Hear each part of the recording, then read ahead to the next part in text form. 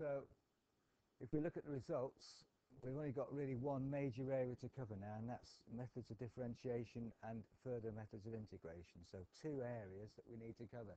And if you look at the results table, this P9 here is differentiation, P10 covers more integration. So this is all about calculus, this last assignment really. If I show you this page that you're hopefully familiar with, Maths at Lowestoft College. So if you go to the Google sites, which you've all I think got the link to, there's one on the BTEC Maths, which is up here, which you can go to. I think you've got the link to that site, which has got some lecture notes in it, our old lecture notes. But the one that's going to be interesting for you here is it's Maths at Lowestoft College site. And if you look down the left-hand side on this site, you'll see loads of stuff on differential calculus, which is what we're aiming at here. Differential calculus. The general rule, and I'm going to start off by just revising some of that, is what we did last year. And this is what we're focusing on this semester, or this term.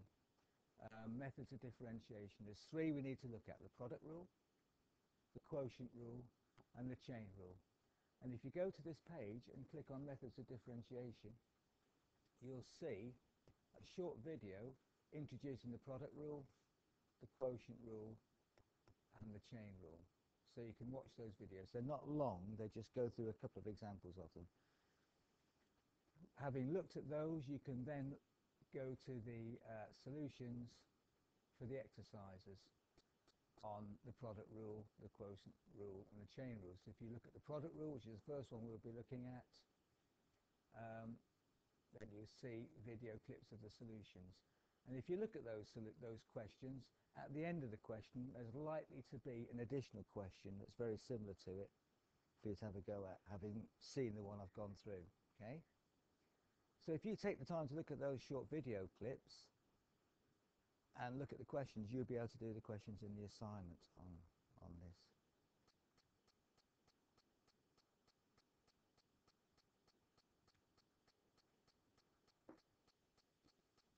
So this is a function that's been plotted. V equals 5 e to the 3t. So I'm plotting V, voltage, against time. So this is the voltage across some sort of circuit that's probably got a capacitor in it or something like that, where I'm plotting the voltage against time. And it's an exponential rise. When t equals 0, what's the value for V?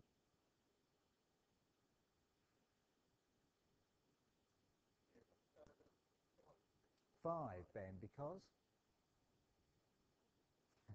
Well, that's a very good guess then.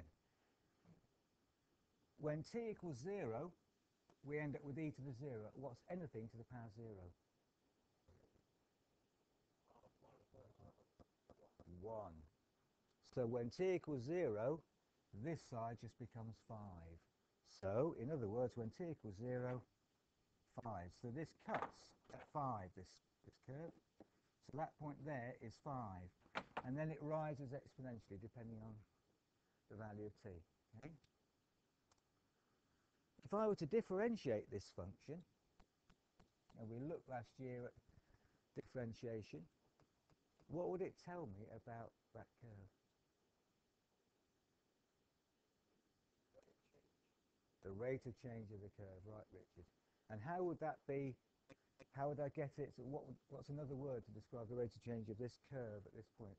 As well as saying the rate of change, I could say the gradient at a point, right? So if I want to know what is the rate of change of this curve when t equals 10, say, then it would be the gradient at that point. And differential calculus allows us to find out what is the gradient at that point. So to find what the differential is, I take the original function, v equals 5 e to the 3t, and I differentiate it.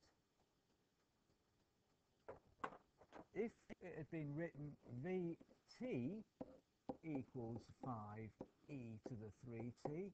This is the other convention that we were looking at to show the function. So both of these are functions, the same function. This is how you would write it probably if you're going to plot it like this. V equals 5e to the 3t, like y equals something. It's a formula, an equation. This is a nice way to write the function because it tells you that the voltage is the thing that's going on the y-axis.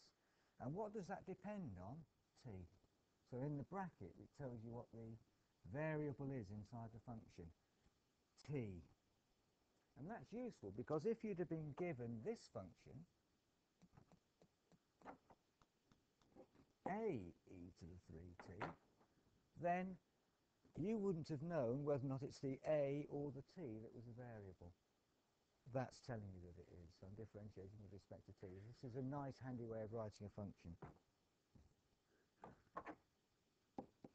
But to differentiate, it's the same whichever way we write it, but the convention's different. This way, how would I write the differential of v with respect to t? Can you remember? If I do that, d v by dt. What's the rate of change of voltage with respect to time, dv by dt? So the letters can change depending on what's in the function, v, t, y, x, dy by dx, dv by dt, and so on. And what's the rate of change of v with respect to t? This one, we do exactly the same thing, but because we've used this convention, we already know v and t are the variables, so we use this prime symbol, you might remember. V prime t equals. That means the differential of.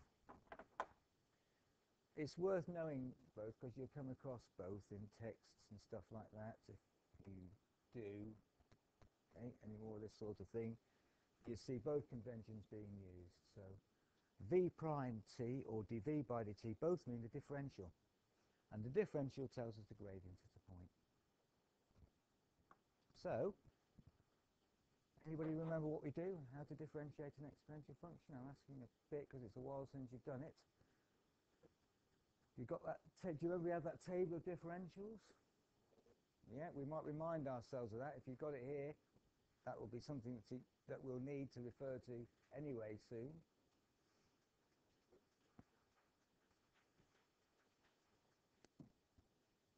So to differentiate something like this, we need to refer to this table of differentials that we've looked at before. Here it is. Okay. On the left-hand side is the function, on the right-hand side is the differential. So which one is relevant in this case? It's the, no, it's not one, it's this one, the exponential one. A e to the bx.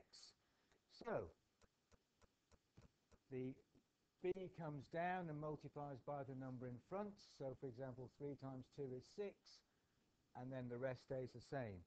So applying that to this particular problem, we can say that, right, the differential is 15 e to the 3t. And written in this format, the differential v prime is 15 e to the 3t. So the answer's the same, just different convention.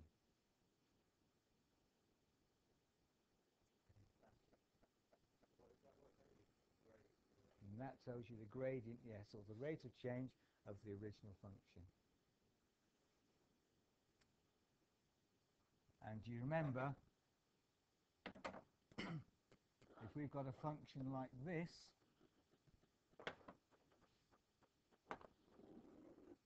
for example, where the rate of change is increasing, so the gradient's increasing here, but then it starts to reduce, we get these maximum values. Look, we can find out, use calculus to help us find maximum values. Because what's special about the gradient at a maximum value? 0. So if we differentiate and then let that equal 0, we can find out these maximum values, and we did a little bit of that last time, or last year rather. So that's a quick introduction to differentiation. Now we need to look at these other methods of differentiation, but before we do that, let's just practice a few of using these rules, just to get back into the routine of that, and then we'll look at the product rule.